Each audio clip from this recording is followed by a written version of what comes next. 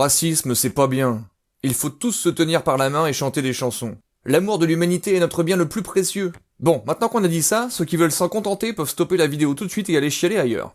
Et pour les pas trop fragiles qui décident de rester, ceux qui prennent l'option de brancher leur cerveau, on va démarrer tout de suite.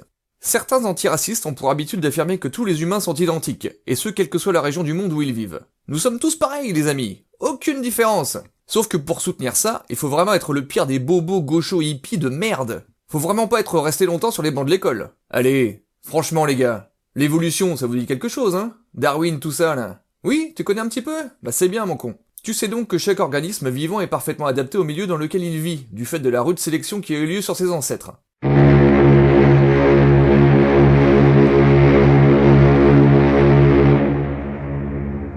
Un animal n'a pas le même corps ni le même comportement s'il vit en Antarctique ou en Équateur. Jusque-là, ça va?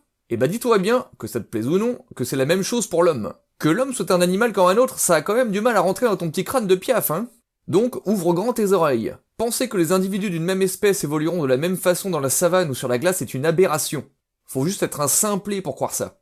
Pour t'aider à comprendre, on va commencer par le plus facile, à savoir les adaptations morphologiques. Parce que si t'es pas capable de distinguer les différences physiques qu'il y a entre Mike Tyson et Bruce Lee, alors c'est que t'as de la merde dans les yeux et qu'on ne peut rien faire pour toi. Une forte exposition au soleil entraîne une sélection des individus les plus riches en mélanine, donc progressivement la peau foncée devient un caractère dominant. Au contraire, une faible exposition au soleil va favoriser les peaux claires qui permettront de mieux synthétiser la vitamine D. Ça va pour le moment? Ta sensibilité de gaucho fragile n'est pas trop mise à l'épreuve? Alors dis-toi bien que toutes les caractéristiques physiques des populations résultent ainsi d'une adaptation aux différents climats. Des cheveux raides ou frisés servent respectivement de protection contre le froid et le chaud, tandis que la taille, la corpulence et la musculature résultent de l'adaptation aux sources de nourriture disponibles, tout comme à la température. Bon, là, je te sens prêt à faire une concession. Faut dire que t'as pas vraiment le choix. Oui, admets-tu, les êtres humains diffèrent entre eux de par leur constitution physique. C'est bien, t'as fait une avancée. Attends, tu veux rajouter un truc? Oui, mais c'est juste l'apparence, ce n'est rien, on est foncièrement identiques, blablabla. Bon, je t'arrête tout de suite, ton calvaire n'est pas terminé, enchaînons. Ce qui est vrai pour la constitution physique est également vrai pour le comportement. Et là, tu peux te mettre directement en position fétale. Si tu penses vraiment que les stratégies comportementales les plus efficaces seront les mêmes dans la jungle, dans la montagne ou dans le désert, alors je n'ai qu'un mot à te dire, connard. Nous sommes tous les enfants du climat, il serait temps d'en tirer des conséquences. Il faudrait évidemment des heures pour dresser un tableau un peu détaillé de ces différences, mais comme je n'ai pas envie non plus de me casser le cul à convaincre des abrutis, je me contenterai de 2 ou 3 aspects grossiers. D'abord, pourquoi, d'après toi, les blancs, ou plus précisément les caucasiens, sont-ils ceux qui ont le plus besoin d'anxiolytiques au monde? Pourquoi est-ce un peuple stressé et anxieux en général? Eh bien, c'est à cause du climat, comme pour tout. En Europe, il y a une succession de saisons très marquées, dont l'hiver, qui est la mort momentanée de la nature. En hiver, il n'y a plus de fruits à cueillir et les animaux se planquent. Alors imagine un individu qui se branle de tout et qui prend la vie comme elle vient. Ce gars-là, aussi cool soit-il, mourra durant l'hiver car il n'aura mis aucune ressource de côté pour y survivre. Ce blaireau était inadapté, alors la nature l'envoie se faire foutre, lui et ses gènes. You put the beer in the coconut and drink it all up. You put the beer in the coconut and throw the can away. Homer! You throw the can away. I said Homer! You throw the can away. Au contraire, l'individu anxieux travaillera beaucoup et fera des stocks de provisions en prévoyance de l'alternance des saisons. Et il y survivra. Ce qui fait que la sélection naturelle a gardé uniquement sur le continent européen les individus les plus stressés et névrosés.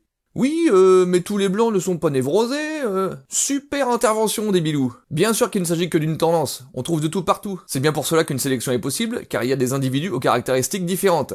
Parmi les noirs d'Afrique par exemple, il y a des acharnés du travail. Pourtant, la tendance est à l'inverse. Pourquoi? Parce que sur un continent où le soleil cogne de façon intolérable tout l'après-midi, la seule façon de ne pas mourir d'insolation est de savoir se mettre à l'abri et économiser son énergie. Seuls les plus aptes à se protéger ont survécu, d'où la réputation de fainéantise attribuée aux noirs. Sauf que ni l'acharnement au travail du blanc, ni l'économie d'énergie du noir ne sont supérieures à l'autre. Elles sont toutes deux la meilleure réponse possible à leurs conditions environnementales respectives. Si on fout un blanc hyperactif dans la savane, le pauvre con finira à l'hosto dès le premier jour. Et comme il y en a pour tout le monde, on va évoquer aussi les habitants des régions désertiques. Puisque depuis tout à l'heure on examine des clichés, ne nous arrêtons pas en si bon chemin. T'apprendras d'ailleurs au passage que les clichés et les caricatures ont le plus souvent un fond de vérité. Les Maghrébins, donc, sont réputés pour être globalement agressifs. Pourquoi? Quand on vit dans des régions désertiques, les ressources sont rares, par définition. Peu de nourriture, peu d'eau. Ce qui fait que dans un même endroit, il ne peut y avoir beaucoup de personnes qui y vivent, sinon cela signifie la mort pour tous. Donc, quand quelqu'un est implanté quelque part et qu'il voit de nouveaux voisins taper l'incruste près de chez lui, il ne peut logiquement pas les accueillir à bras ouverts, puisque ce serait se mettre en danger de mort, lui et sa famille. Il les dégage donc à grands coups de pied au cul. Au fil des temps, seuls les individus les plus agressifs, qui ont donc réussi à préserver leur part de calories en maintenant les autres à l'écart, ont survécu. Encore une fois, la sélection naturelle n'a retenu que les comportements les plus adaptés aux conditions extérieures. Et dire que l'agressivité c'est pas bien, c'est émettre un jugement de valeur totalement hors sujet. Heavenly Father, by your power you have made everything out of nothing. In the beginning you created the universe and made mankind in your own likeness. You gave man the constant help of a woman. Please forgive me. You gave man the constant help of a woman. Pour finir, comme je vois que tu trembles un petit peu trop, on va préciser que seuls les connards incultes établissent une hiérarchie entre ces différents comportements. Un raciste, c'est un abruti qui voit du bien et du mal là où il n'y a que des nécessités adaptatives. C'est un con au regard étriqué qui est incapable d'avoir une vision globale. Dire que tel peuple est supérieur à tel autre, c'est n'avoir aucune idée des mécanismes de la nature. Par contre, les antiracistes qui, sous le prétexte justifié que nous devions être tous égaux en droit, ont fini par croire que nous étions tous identiques, sont tout aussi cons. Qualifier de racisme toute considération sur les différences entre les peuples, c'est de la merde en boîte. Leurs erreurs proviennent de la même ignorance dégueulasse des lois naturelles. Toutes mes condoléances, les simplés. Allez, la torture s'arrête là, mon fragile. Allume-toi une bonne clope de stress et réfugie-toi dans la sécurité de tes idées préconçues foireuses.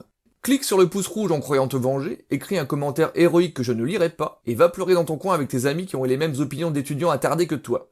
Allez, salut!